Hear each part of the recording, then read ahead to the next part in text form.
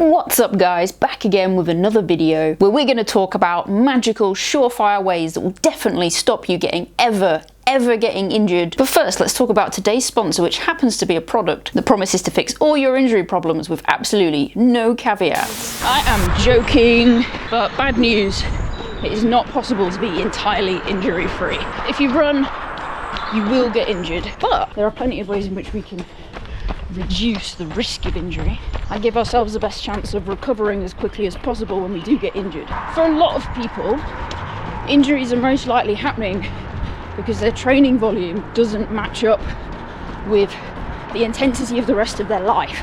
If you've got a job, especially if it's a full-time job, chances are you're going to have some weeks that are just busier than others, or you might have a month where you've got additional deadlines.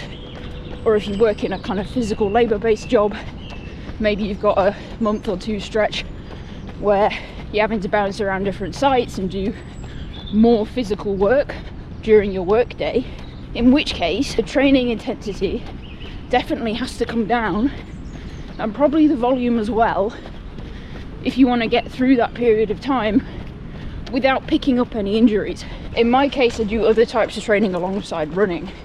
So those are normally the things that go first if I feel like I need to reduce the overall volume of my training. So I'm a coach, I work as a coach, and my client roster doubled in the run-up to Christmas.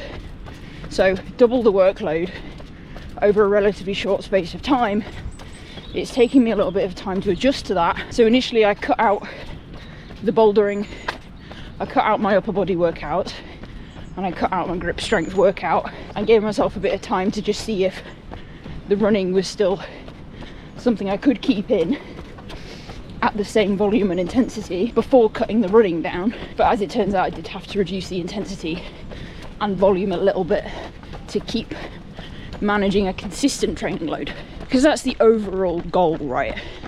We want overall consistency. There's not much point in pushing yourself for 4 weeks through like a busy life period, only to end up with an injury that then puts you out of regular training for maybe a month or more, depending on the severity of it. So take down weeks if you need to, take down months if you need to. Never be afraid to reduce the volume or intensity if doing so is gonna help you reach a longer term goal. And this isn't an easy lesson to learn.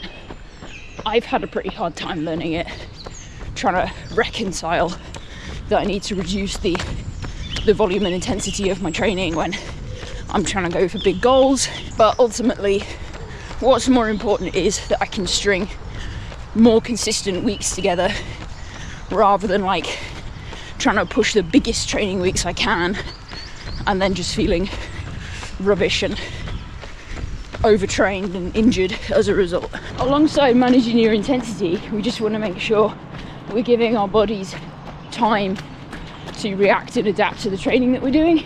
So it's always going to be much harder for your body to handle a sudden load spike, and that will increase your risk of injury a lot more than building it up gradually. So we want to avoid sudden load spikes. So that would come in the form of maybe you've only been easy running for a long time, and then suddenly you decide you're going to add in a tempo run, an interval session, and long run workout, like all in the same week at the same time. That's going to increase your risk of injury much more than, say, 1 week you add in the tempo run and you just have that for a couple of weeks, and then you add in the interval workout and have that for a couple of weeks, and then you add in the long run workout. It gives your body, time to adjust to the new stimulus without just sending your muscles and tendons into a complete state of shock and potentially ending up with a calf strain, ITBS or something like that.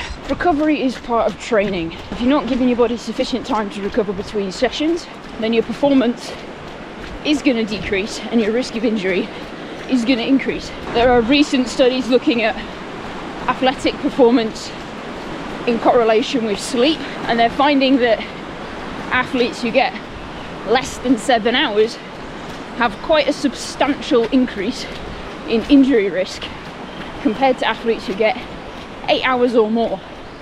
Now obviously we're not professional athletes, you and me. I mean, probably not. If you're a professional athlete, why are you watching my videos? So while our training isn't going to be as intense as someone who does this for a living, we do still have other things to take into account, like additional life stress from work, family, etc. So if we can still get that 8 hours or more of sleep, it is going to reduce our injury risk by quite a big percentage. Obviously, sometimes you can't help it if you've got young kids, but in those instances we cycle back to our first point, where if the sleep is suffering because of other life stress, then you're just gonna need to reduce your training volume and intensity. I don't have any kids, so I've got the freedom to do this, but I get into bed an hour before I'm planning to actually turn all the lights off and fall asleep. So I put some like soft red lighting on, and then maybe put like a video essay on some random topic on and listen to that. Obviously I'm still awake during that hour, but I'm relaxing myself and calming myself down. Following a routine before bed can just really help signal to the body that it's time to be winding down, and helps my brain feel more ready to fall asleep. It's also important to consider nutrition intake around sleep.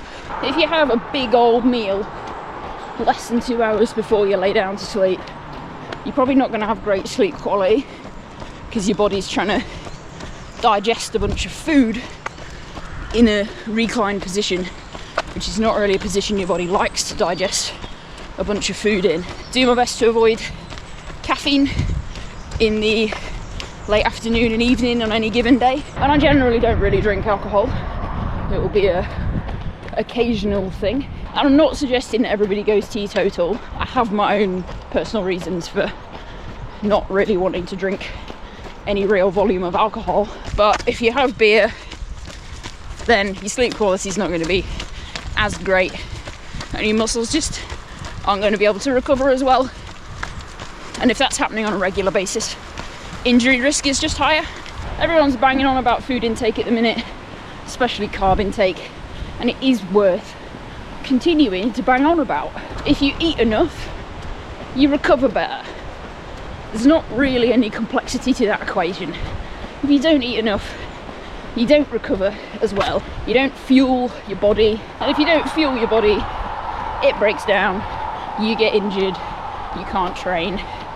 You know, it's not a complex equation. Ultimately, if you're looking after your body, you're eating enough, you're training at the right intensity, managing your training load, getting enough sleep, you might still get injured, but the chances are the severity of the injury is likely to be a lot less.